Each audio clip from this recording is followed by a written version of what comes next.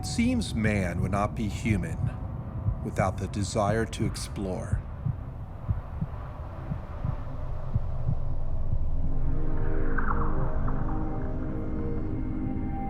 Where does this drive come from? What creates the need to see the unknown side of a mountain? Why cross the great oceans in search of distant shores? Sometimes, humanity pursues such acts to survive, to seek resources, to escape danger, to find more room to expand. But sometimes, the drive to explore comes from something else, an innate thirst for knowledge and adventure. High above the Hawaiian Islands, on a dormant volcano covered in snow, are some of the most powerful telescopes in the world, testament to man's exploring spirit. When the sun goes down, minds and machines open up to a universe of possibilities.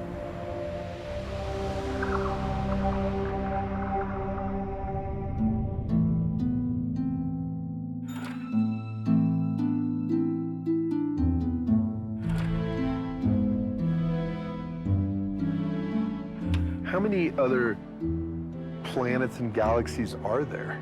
We are one planet out of 8 orbiting one star. And in our galaxy, there are hundreds of billions of stars. And in the universe, there are hundreds of billions of galaxies. To understand just how vast the universe is, let's compare our solar system and its star, the Sun, with other known stars in the universe. Earth is one of the smaller planets in our solar system. More than 1,000 Earths could fit inside Jupiter. The planets orbit our Sun, known as a yellow dwarf star. Compared to the Earth, the Sun is hardly small. More than 1 million Earths could fit inside it. But the Sun is called a dwarf star for a reason. Countless stars in the night sky, such as Sirius, Pollux, and Arcturus, make even the Sun seem tiny. At this scale, the Sun is virtually microscopic. Now for the real giants. Antares, one of the brightest visible stars, is several 100 million times the size of our Sun. That certainly puts the Earth in perspective.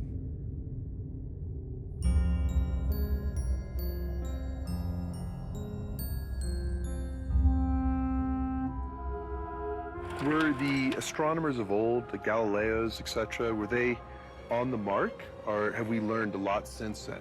We've learned a lot since then, but they were definitely on the mark. I think that they were using very primitive technology. They were inventing the technology as they went along, to make these observations. Galileo was essential to the development of the first telescope. The first telescope made heavenly bodies such as the moons of Jupiter visible for the first time. Galileo also published descriptions of sunspots in 1613. What would the earliest astronomers think of all this technology? I think that they would certainly look at this and say, "What are you doing?" And then I think once you explained it to them, they would understand what we were doing and understand that it's a kind of more complex, comprehensive way of observing the universe than they had. It's a far more rigorous way of doing it. Because, what they were doing is they were looking at it with their eyes, and, eyes can be deceiving. What you see is very much so influenced oftentimes by what you're looking for, kind of like, looking at Mars and seeing canals on Mars. People wanted to see that, and, sometimes you can trick yourself.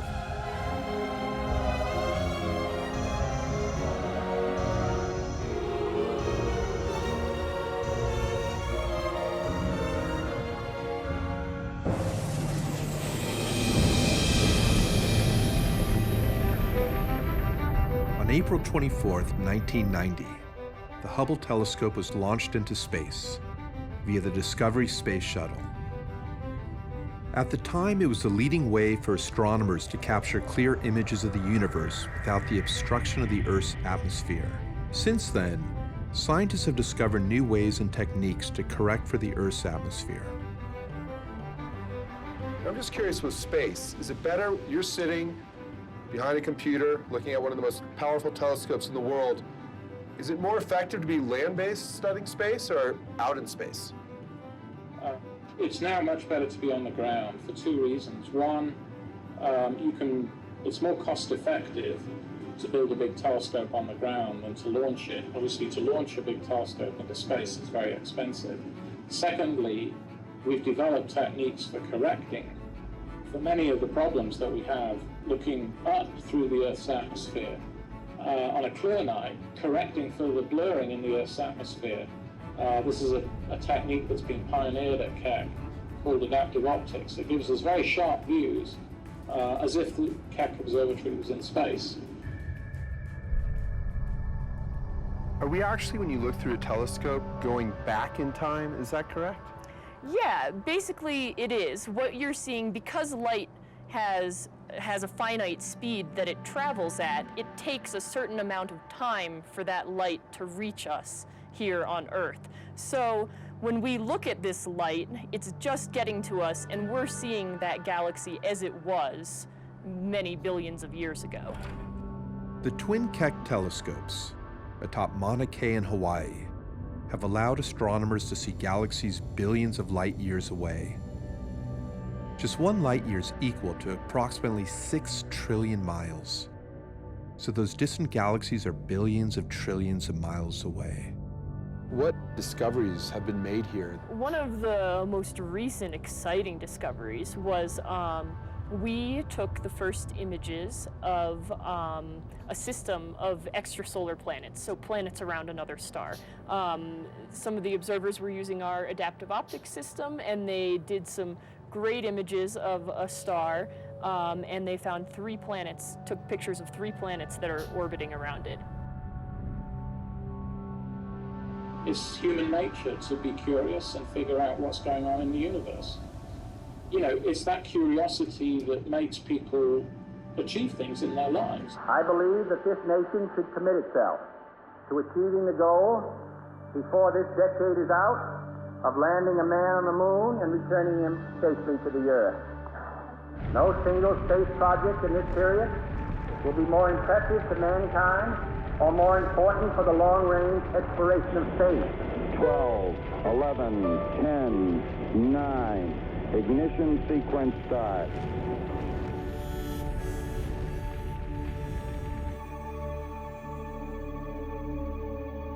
And you're cleared for takeoff. 7, 6, 5, wait stage, engine arm ascent. Yeah, beautiful.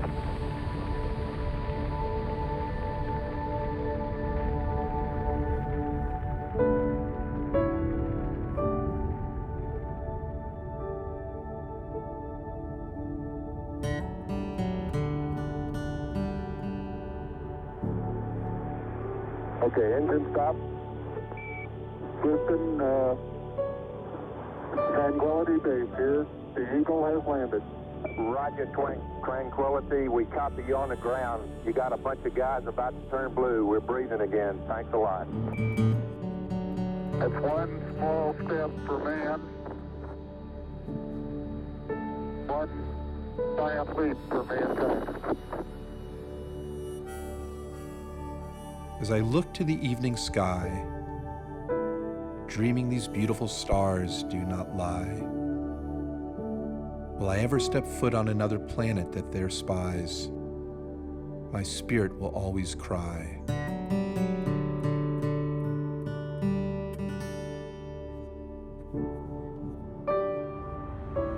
One down, billions to go.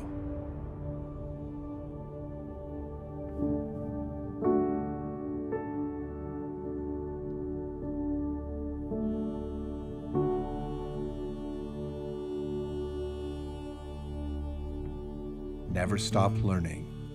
Explore.